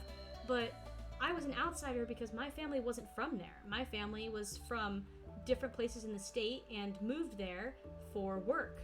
And so I was kind of considered an outsider among the people in my high school class, just because A, I wasn't related to any of them. B, nobody knew where I lived because I lived pretty far from where our school was located. I had to drive to school because it was not on a bus route, so I had to get my driving permit at 16 because I had no other choice. Because I actually switched school systems from middle school going into high school, and when I was in middle school, the bus drove right by my house and got me to school no problem. But then when I switched schools, the new bus route did not go by my house, and my parents worked very early in the morning and could not take me to school. So during middle school, I literally got into the very first driver's ed class they had, and I learned to drive and started driving at 16 so I could get to school. And so I've been driving for a long ass time at this point. But so I'm very used, and like I lived about 15 minutes away from the school, which doesn't sound too crazy, but if you think about like some of my friends that went to a massive school with a graduating class of almost 1,000 students, and they literally like had a 5-minute commute to school, or like people who lived in town at my small town school, and literally like they literally walked to school, and it was so much faster. Like it made me kind of an outsider because I was very far removed, I wasn't related to anybody, nobody knew where I lived, and so it did make things difficult. So I wanted that big school feel when I started looking for universities. I just couldn't do biology. I can't remember terms to save my life. In the small town experience, I totally get. Our high school was 2 hallways. Yep, that was how our high school was too. Our high school was a single looped hallway. The middle school had their own hallway that was connected to the high school, and the elementary had their own section. The first school I went to was also very similarly laid out. It was preschool through 12th grade in one building. The first school I went to had a separate gym and library for the middle school, high school, like for the elementary and the high school. The second school I went to, the library was split down the middle. Half of it was high school and half of it was elementary. I always hated being in a small town. Everybody knew everyone except me, and I lived there my whole life. Yep, exactly the same for me. Everybody knew everybody except for me. I wasn't related to anybody. I didn't know them super well, and it was only made worse by the fact that I switched school systems in going into my freshman year, which, if you don't know, if you've never lived in a small town, that is basically a cardinal sin in a small town. If you go to a small town school and you switch to another small town school, everybody that was once your friend hates your guts now and will not talk to you. It was the worst. I basically had to restart my whole life when I changed schools. And I get why my parents switched me school systems. The school system they switched me to was way better than the one I was attending previously. But it was a rough transition because when I switched over, I lost every friend I ever had because none of them would talk to me now that I went to a new school. It made things very difficult. I don't even have a license. I mean, I had my G1, I think they just call it your beginners in the US, expired during COVID though. Yeah, that's the thing, is it's actually, I think it's pretty common for people who live in more populated areas not to have a driver's license. And I've certainly met people who don't have one, but it's not something that's an option for me. I lived super far from my high school and had to drive because I didn't live on a bus route. And now I still live in, my parents still live in the same house. And when I was visiting them, the closest Walmart to us, which is like chain grocery store, I guess I don't know if they have it in other areas of the world. I know they have it all over the US. But Walmart, the closest one for us was a 30-minute drive. And that includes the closest coffee place. Like, if I wanted to go grab a Starbucks coffee, which of course I did, I was a middle schooler and I was a freaking American high school and middle school girl. Of course I wanted to buy Starbucks. The closest one was, again, half an hour away from me. And so it was quite the drive. And even the closest, like, small town grocery store, which we never shop there because it's too expensive to shop in small town grocery stores. But the closest one was 15 minutes. The closest place to, like, buy clothes was about an hour, like 45 minutes to an hour. We always would drive to the city to go and do that kind of stuff. So I guess it's kind of a boon in the long run because I am very used to those long drives. And it has improved, like, my ability to stand long drives has also improved since going to college now, because I drive, when I go drive home to visit my parents, it is a 2.5-3 hour drive. So I've become very accustomed to long periods of time spent in the car. And so, part of me was already used to it because I spent the entire, like, first part of my life driving, like, 45 minutes just to go clothes shopping anytime we needed to buy clothes and stuff. But yeah, it's just, I guess I'm just used to it. It's one of the things about living in a super small town is you get used to long drives, you get used to driving a ton. I still hate driving in the city though. It's miserable. Nobody knows how to drive. It's so awful. Nobody can drive here. It's the worst. It's worse when you're in a college town because you have, like, college kids can't drive. I'm so sorry if you're in college, you can't drive. But it's just, yeah. Oh wow, we only recently got a Starbucks here. Our Walmart is kind of ghetto. Yeah. Yeah. And the thing is the Starbucks that's in the town that I was talking about, it's not a full Starbucks. It's in a grocery store. So to get the closest, like, full Starbucks that has its own location is an hour away. But I totally get it though. Our Walmart is pretty damn sketch. It's not exactly high quality. I've been to some sketchy ass Walmarts in my life. Some of the ones I go to, like, particularly in the city, the Walmarts are kind of sketch. They literally have everything behind plastic because it gets robbed so often. Like, well, not robbed, I suppose, but stuff gets shoplifted so often. They put everything behind plastic or plexiglass at those places because it's just, people steal so much of it. And so it's a little sketchy sometimes, but I mean, I still go there. I still need food. I have to say that I really like the college environment I'm in right now. I'm obviously not going to dox myself and say where I live, but the town I'm in for college is honestly very ideal because it's big enough that it has, like, basic amenities like grocery stores and stuff very close to me. My grocery store trip is now a 5-minute drive from me, which is amazing compared to the 45 to half an hour that I'm used to at home. And oh my gosh, the other thing about going to college, I finally lived close enough to places to get food delivered. That was revolutionary. Until I came to my freshman year of college, had never had food delivered to my house before because I lived so far from town that no place would deliver to my house. So when I came here and I tried DoorDash for the first time, it blew my freaking mind. That shit was crazy. Like, I got food delivered right to my door. I didn't have to go anywhere. I mean, yeah, it's expensive as hell, but oh my gosh, it was freaking crazy. I got to have food come to me instead of having to drive 15 minutes to go pick something up in town, and even then, what you can get is McDonald's or pizza, and that's it. So, and the only reason we had a McDonald's close to us is because one of the towns close to us was a town that was right off the interstate. And so, when it's a town off the interstate, you gotta have fast food because you gotta capitalize on those interstate travelers that are coming through. So we had gas stations, and we had a Pizza Ranch, McDonald's, Burger King, Taco John's, which I don't think is very populated by travelers. You don't really want to eat tacos on the road. basically just a lot of fast food chains. We don't really have any sit-down restaurants in that town anymore because the only one they had went out of business. And so basically the only places to eat where I live, unless I want to drive far for a sit-down restaurant, is chains or fast food, which is unfortunate. I did really like that small town place that I visited. We used to go there all the time when my family would come up to visit for like special occasions at my school.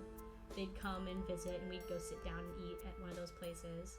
And that kind of stuff just, it changed, unfortunately. We, like, our, like, go-to place became my freaking Arby's, where that's where we would go after a school performance. And that was a major downgrade, honestly, because the other place was so much better.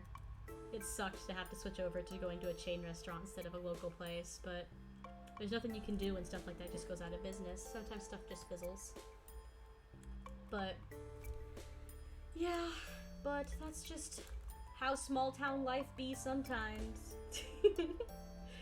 That was a pretty successful day in the mines. I don't know how much money I'll make though, because yeah, because here's the thing. You make, like, when I first started going to the Skull Cavern mines, I was thinking to myself, oh my gosh, I am making hella stacks. I have so much money right now because I just made 13 grand. Oh, sorry, one second.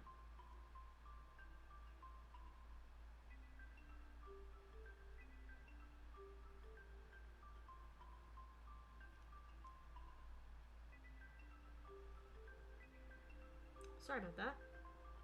Just got distracted because I got a message, which I know is not very professional for me to be checking messages on stream, but guess what? I am not a very professional streamer. This is my second one ever, so. My college is literally 10 minutes from home, walking, so I can always go and eat something, the good thing of a small town. You know, that is very true. And that is probably one of my favorite things about living in a college town now, is that I can walk to places like that. Before, it was mostly you had to drive everywhere, and it was a pain, gas was expensive, so you just didn't eat out very often. Which I guess, in a way, had its own benefits, because it's not healthy to eat out very much, and it's also expensive to eat out a lot. But I do really like being able to walk places and get food. It's so nice. I still remember one of my favorite things from my sophomore year of college, which sophomore year, I'm not gonna lie, it was a very bittersweet year for me at school, because I was back at that time. COVID was kind of not as big of a problem. Well, not really, it wasn't as big as a problem, but it was like we weren't forced to stay home for it anymore. It was something that we were back in school, but we still had to wear masks on the bus, and if we had any in-person classes, we had to wear them and that sort of thing. And so I was back on campus, but literally every class I took was online, which was not ideal for me. I don't really love taking my classes online. I've always been more of an in-person learner, so I didn't love having the classes be on an entirely online format. The one class I had that wasn't online was my lab for my anthropology course, which ordinarily would be stellar because I love anthropology. It's super fascinating, and I was so excited about having a lab because I was like, I get to actually handle the bones from our anthropology lab and see the skeletons up close and personal. But then I went to my first lab section, and it turns out that due to COVID, we weren't allowed to handle the skeletons. So basically, they just started putting pictures of them on the board.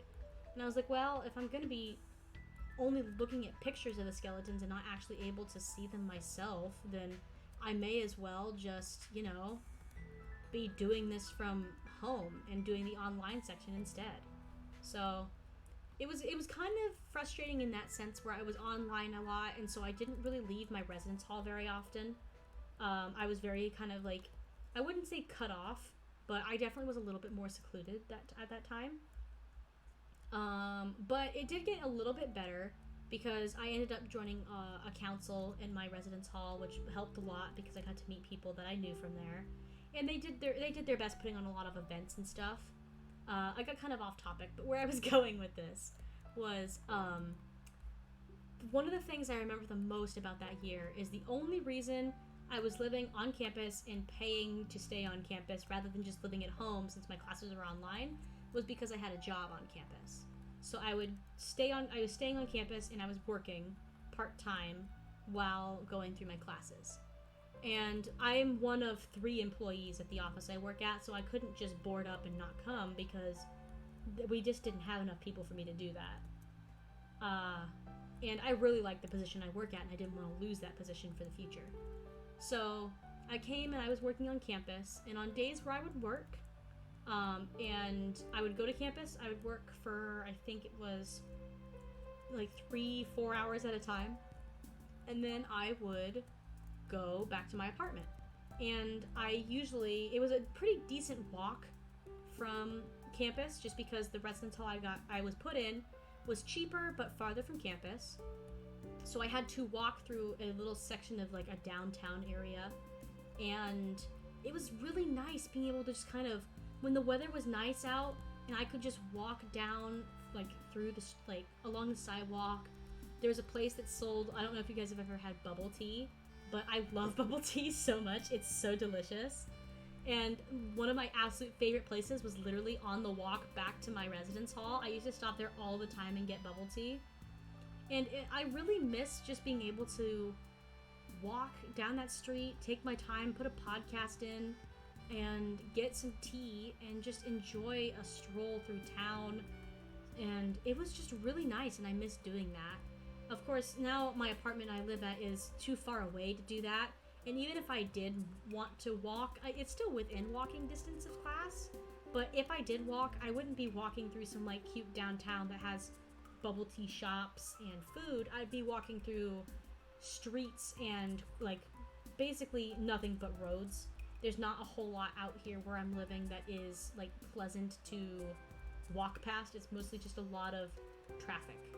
So I do really miss that. I do love being able to walk places in town.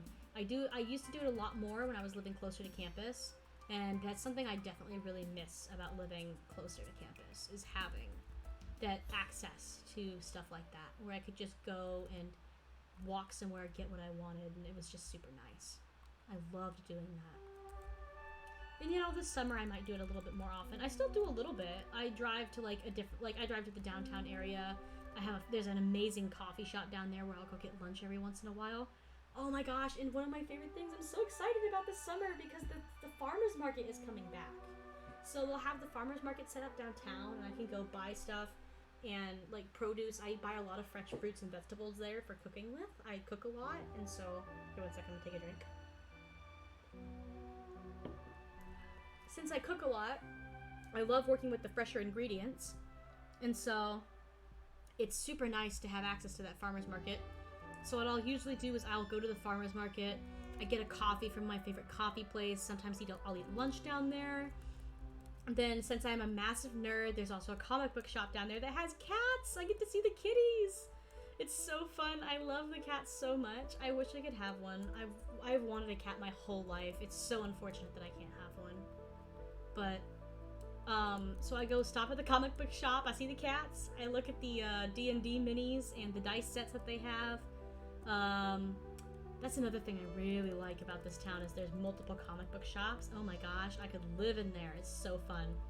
Of course, the one that's down by my favorite coffee place isn't the best one in town. I can't cook, I can however burn. That's so fair. I know the feeling. There are some things that, like, I can cook okay.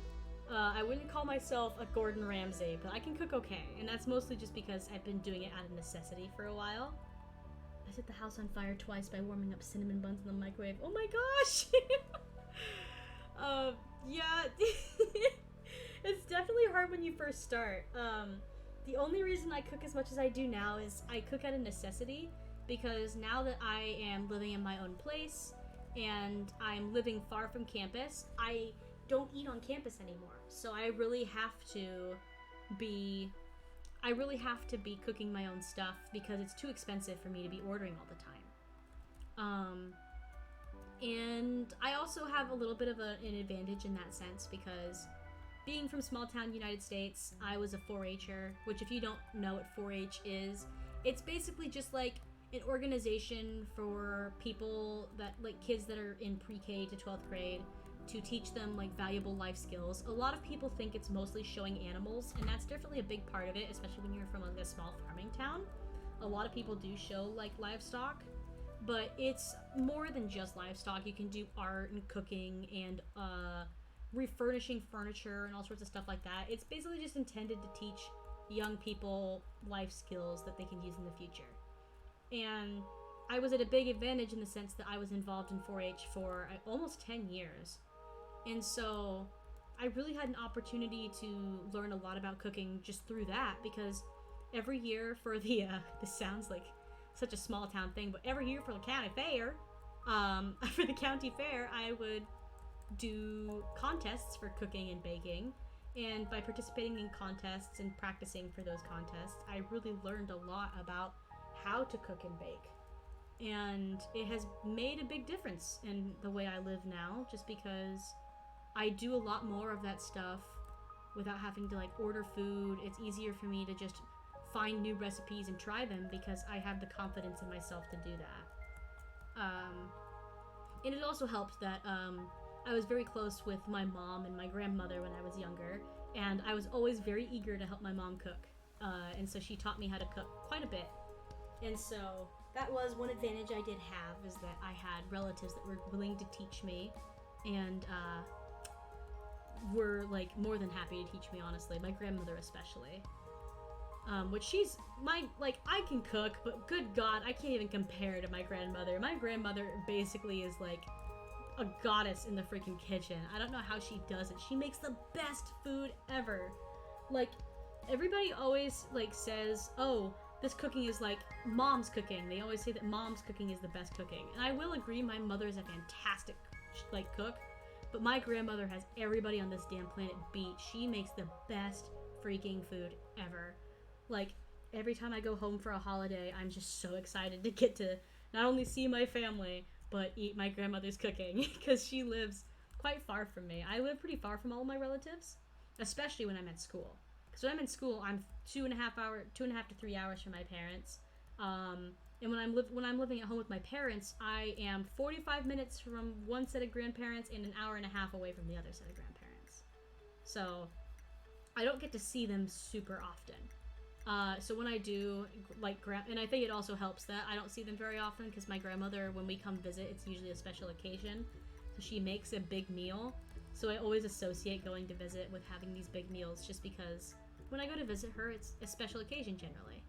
And she is the best, man. If I ever get to be as good a chef as her, I'll have made it in life. She's fantastic. Alright. Sorry to kind of cut off that food tangent, but my coop is built, and I've done my farm chores, so it's time to go get us some chickens. My grandma tried to teach me, but I couldn't focus. This is tradition for her, and yes, I know this is not normal. We'll wear underwear on her head for good luck. Oh my gosh! That's such a funny thing. I feel like my grandmother used to do something kind of similar to that, where she'd do something, like, that was kind of odd and say that it was like good luck or the way you're supposed to do things. And I remember thinking it was really weird, but I can't off the top of my head remember what it was. But excuse me for a moment while I do a quick Google of how to get golden chickens in Stardew Valley. I really wish I could say I was kidding, but I'm really not. I feel like every family has like something like that's a little bit strange. Purchase price not available. Could be hatched from placing a golden egg in the incubator. Oh, so you can't buy them. How do you get them then? How do you get the golden eggs? Obtained from golden chickens to the end. Perfection must have been reached. After reaching perfection, the first egg can be obtained 4 ways. 100 grand from Marnie. Okay. Oh, random event that occurs after a player goes to sleep. A golden witch will fly over the coop and leave a golden egg inside. Huh. That is fascinating. I did not know. Oh, there's the golden egg, baby. She's expensive, but we're getting her. We're gonna get 2 of them to start off. Yeah, we'll get 2 to start off. I'll do some chicken movements and put them in incubators so that I can hatch them. But, got my golden chickens. But yeah, this is exciting. I thought you had to reach perfection in order to get the golden chickens, because otherwise there'd be no way I wouldn't already know about them. Oh, right, you have to have a big coop to put the chickens in there. Okay. So I'll just move some of my regular chickens over here. And we will house them in here until I get this upgraded to a big coop, and then I will move some more stuff around, but I forgot that I have to incubate the chickens in this big coop over here, because the small coops do not have incubators. So we are going to rehome you, my little friend, to this coop, just for a little while. Nigel, you're looking good. You're looking sharp, my man. Or my lady. You're a lady chicken. I always forget that the chickens are ladies because they lay eggs. Alright, so I've got one chicken in here. And so that chicken will live there for a little while, and I'm also going to throw one of my other chickens in here so I can incubate my golden egg in one of the other houses. We'll do this one here. Look out, bud. Alright, who's this? Mango? Mango, you are going to go and join Nigel in this coop here until the golden boys hatch, or the golden ladies. And bam. Okay. We've got those incubating. Sweet. Soon we will be having the golden chickens. And it shouldn't take too long because I chose a perk for farming, which makes the animals incubate quicker. I befriend them faster and cut incubation time in half. Okay. So, what else do I have to do today? Probably could do some more of the oil and mayonnaise just to make some extra moolah, since I just bought some very pricey chickens. But, yeah. Honestly, folks, I think I am going to finish this day in Stardew Valley and then probably call it a night, because it's getting kind of late and I do have to get up early tomorrow because I am doing some volunteering through my university. They're having a volunteering event tomorrow where I'm going to go make homemade dog toys for the local animal shelter. It's very fun. If you ever get an opportunity to like participate in something like that, you totally should. It's so awesome because you literally just sit down for an hour and you can either go with friends and talk to people, or you can throw in a podcast and you just braid together pieces of felt to make dog toys for animals. It's great. So I'm going to be doing that bright and early tomorrow morning, so I do have to get some rest eventually. But it has been so fun streaming though. This is like I said, this is the second time I've ever done it, the first time in a year, honestly. Which I don't even know if I count the first time I streamed, because I don't have...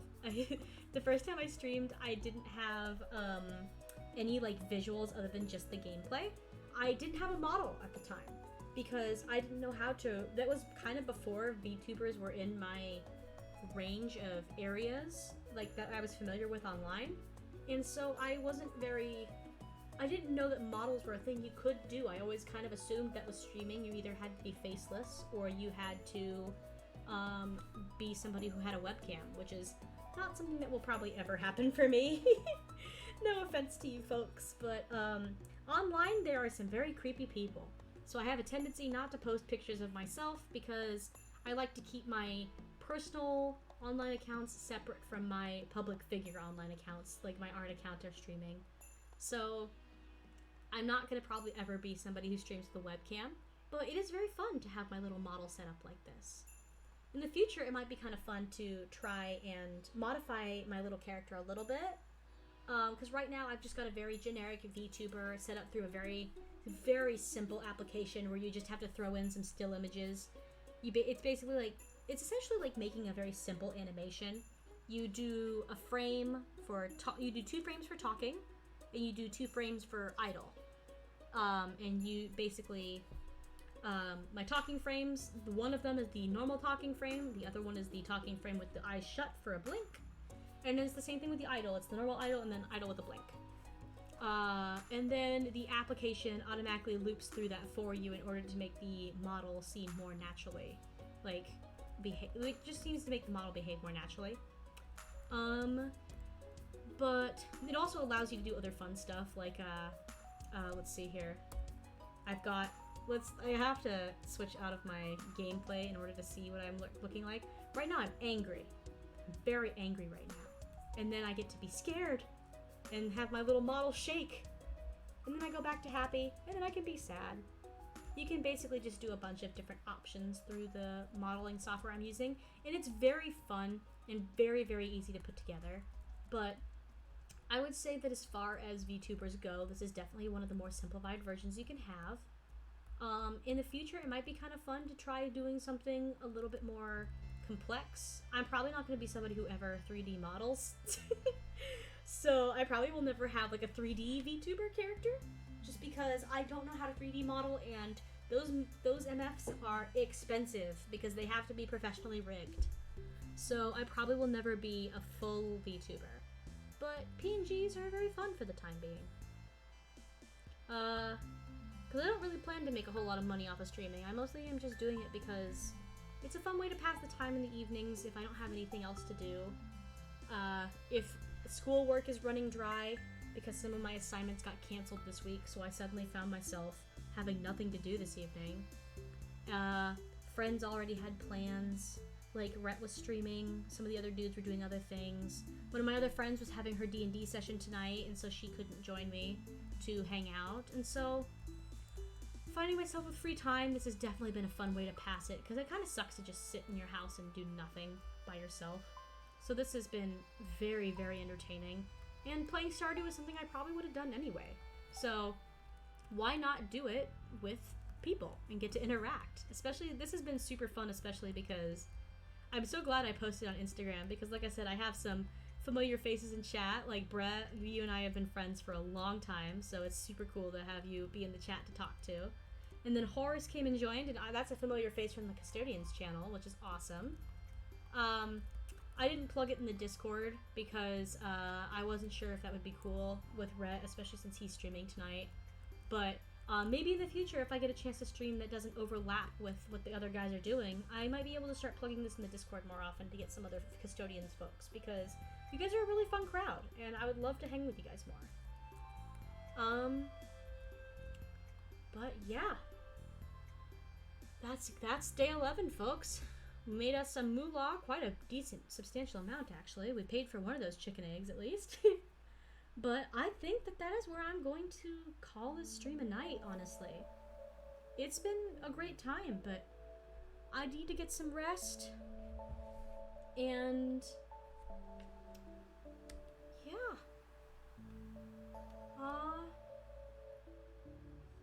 Just probably gonna, let's see here. Let's see how much money I've made. I'm back up to almost $1.5 million, which is pretty stellar. But yeah, I think, folks, this is where I'm gonna call it a night. If you are like, some of you folks, like I said, know me from the Custodians, and some of you know me from Instagram. But if you are completely new to my channel, then please feel free to follow me on here. Or I also have a Twitter page and an Instagram under the exact same username.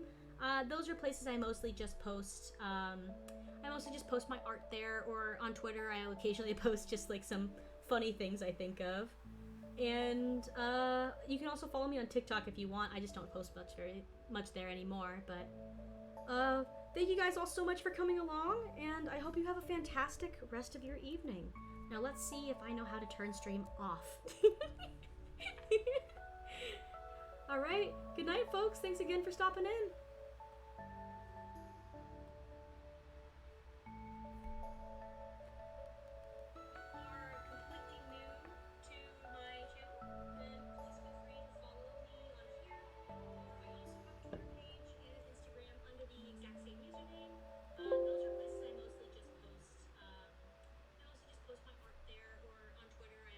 Post just like some funny things I think of. And you can also follow me on TikTok if you want.